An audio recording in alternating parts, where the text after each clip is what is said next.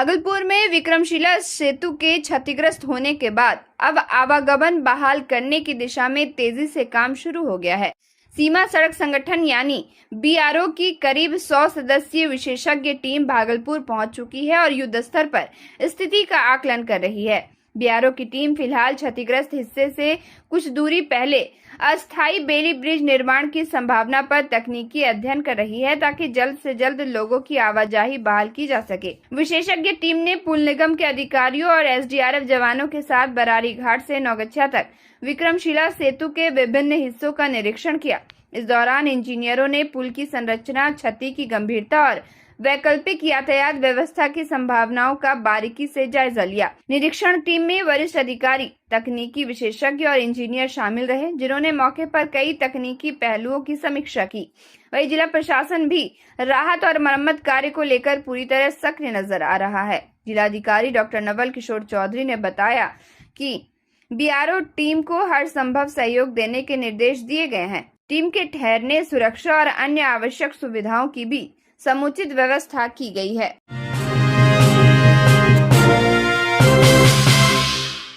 भागलपुर में विक्रमशिला सेतु पर आवागमन बंद होने का असर अब शादी विवाह जैसे पारिवारिक कार्यक्रमों पर भी पड़ने लगा है। गंगा नदी में सीमित समय तक नाव परिचालन होने के कारण लोगों को भारी परेशानियों का सामना करना पड़ रहा है। दरअसल जिला प्रशासन की ओर से सुरक्षा कारणों को देखते हुए गंगा नदी में सुबह 5 बजे से शाम 5 बजे तक ही नाव परिचालन की अनुमति दी गई थी। इसी बीच एक ऐसा मामला सामने आया जिसने सभी का ध्यान खींच लिया। दूल्हा जयराम कुमार अपनी बारात लेकर गंगा पार शादी के लिए जा रहा था, लेकिन थोड़ी देरी होने के कारण वह नाव नहीं पकड़ सका। नाव परिचालन बंद होने के बाद दूल्हा और उसके परिजन घाट पर ही फंस गए। इस दौरान परेशान दूल्हे ने भावुक होकर जिला प्रशासन से मदद की गुहार लगाते हुए कहा, डीएम साहब शादी करा दीजिए। दूल्हे के जीजा मुकेश कुमार ने बताया कि अगर समय पर गंगा पार नहीं हो पाया तो शादी का शुभ मुहूर्त निकल जाएगा, जिससे दोनों परिवारों के सामने बड़ी परेशानी खड़ी हो सकती है। विक्रमशिला सेतु बंद होने के कारण अब सिर्फ रोजमर्रा की जिंदगी ही नहीं बल्कि सामाजिक और पारिवारिक कार्यक्रम भी प्रभावित होने लगे हैं। स्थानीय लोगों ने प्रशासन से मांग की है कि शादी विवाह और अन्य जरूरी कार्यों के लिए विशेष व्यवस्था की जाए ताकि लोगों को राहत मिल सके। क्या बोलना चाहिए? डीएम साहब शादी करवा दो, शादी बार बार नहीं होता है, कुछ सहयोग करो। देर हो गया आपको आने में? हाँ 10 मिनट, तेल लेने में देर हुआ। और अगर देर हो गया, शादी का मुहूर्त निकल गया तो क्या करो? क्या करेंगे, जो घूर के जाएंगे तो ये खर्चा लगा है 10 लाख, कैसे होगा ऊपर, वही तो सोच रहा हूँ।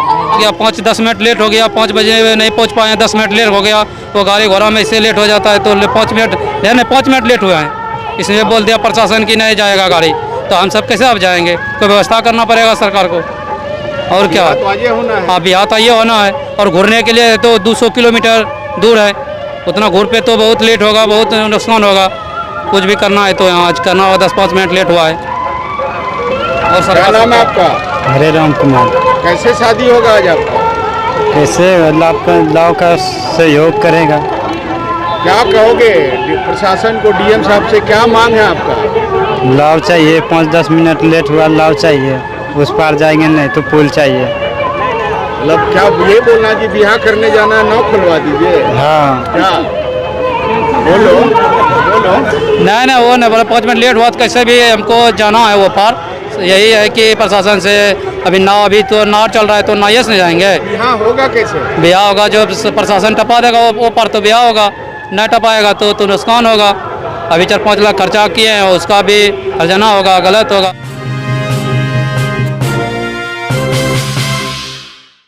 भागलपुर में विक्रमशिला सेतु के क्षतिग्रस्त होने का असर अब आम जनजीवन के साथ साथ परिवहन व्यवस्था और कारोबार पर भी साफ दिखाई देने लगा है। शहर का सरकारी बस स्टैंड, जो कभी यात्रियों की भीड़ से गुलजार रहता था, इन दिनों सुनसान नजर आ रहा है। जानकारी के अनुसार सरकारी बस स्टैंड से विक्रमशिला सेतु होकर पूर्णिया, बेगूसराय, सिलीगुड़ी समेत कई जिलों और राज्यों के लिए बसों का परिचालन होता था, लेकिन सेतु क्षतिग्रस्त होने के बाद इन रूटों पर बस सेवा लगभग ठप हो गई है। बसों का परिचालन बंद होने से यात्रियों को भारी परेशानियों का सामना करना पड़ रहा है। वहीं बस स्टैंड के आसपास की दुकानों और छोटे कारोबारियों की आमदनी पर भी इसका सीधा असर पड़ा है। स्थानीय दुकानदारों का कहना है कि यात्रियों की आवाजाही बंद होने से कारोबार पूरी तरह चौपट हो गया है। कई दुकानदारों ने मौजूदा हालात को कोरोना काल से भी बदतर बताया। उनका कहना है कि पहले जहां दिन भर यात्रियों की भीड़ रहती थी, वहीं अब घंटों तक ग्राहक नजर नहीं आते। दूसरी ओर यात्री भी वैकल्पिक रास्तों और साधनों के सहारे अपने गंतव्य तक पहुंचने को मजबूर हैं। लोगों का कहना है कि जल्द से जल्द अस्थायी समाधान नहीं हुआ तो स्थिति और गंभीर हो सकती है। आते पूर्णिया किधर से जाएगा कहते हैं मुंगेर देके घर चले जाते हैं। तो बस 7 बजे सुबह से लगा हुआ गाड़ी, 5 पैसेंजर भी नहीं बैठा। पहले आपके सामने कहाँ की बसें चलती? पूर्णिया, बेगूसराय, कटिहार। कितने देर में गाड़ी होती? हर 15 मिनट। 15 मिनट में। अभी तो बेगूसराय हर आधे घंटे में। कई जिलों के लिए कई जिले दुकान वगैरह की क्या? अब बेकार इसलिए कोरोना से बेहतर हो गया हम लोग का जिंदगी। तो कोरोना में था कि कहीं आते थे 20 को मिलता था, 1000 भी बेच लेते थे। यहाँ 20 को मिलता है, उसमें को काम मिल रहा था।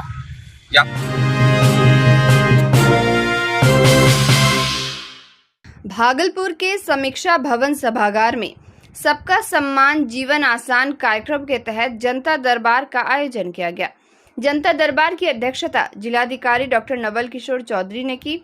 इस दौरान जिले के विभिन्न विभागों के अधिकारी मौजूद रहे और बड़ी संख्या में पहुंचे लोगों की समस्याएं सुनी गईं। जनता दरबार में जमीन विवाद, सरकारी योजनाओं, सामाजिक सुरक्षा, पेंशन, आवास और प्रशासनिक शिकायतों से जुड़े कई मामले सामने आए। फरियादियों ने सीधा जिलाधिकारी के समक्ष अपनी समस्याएं रखी। जिलाधिकारी डॉक्टर नवल किशोर चौधरी ने बताया कि जनता दरबार में करीब 45 मामलों की सुनवाई की गई। कई शिकायतों का मौके पर ही निष्पादन कर दिया गया, जबकि जटिल मामलों को संबंधित विभागीय अधिकारियों को भेजते हुए जल्द कार्रवाई के निर्देश दिए गए।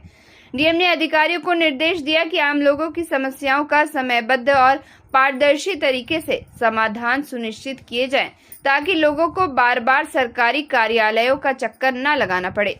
जनता दरबार में पहुंचे लोगों ने प्रशासनिक पहल की सराहना करते हुए कहा कि सीधे जिलाधिकारी के समक्ष अपनी बात रखने से उन्हें राहत और भरोसा मिला है। और हम लोगों ने, मैं तो टोटल 45 लोगों से हम लोगों ने आज मिला है और उन फरियादियों की जो फरियाद थी, जो समस्याएं थी, उसको हम लोग तुरंत निस्तारण करने का प्रयास किया है। कुछ समस्याएं बाकी है जिसमें कि हम 15 दिन के अंदर उसको, और हम लोगों ने, मैं तो टोटल 45 लोगों से हम लोगों ने आज मिला है और उन फरियादियों की जो फरियाद थी, जो समस्याएं थी, उसको हम लोग तुरंत निस्तारण करने का प्रयास किया है। कुछ समस्याएं बाकी है जिसमें कि हम 15 दिन के अंदर उसको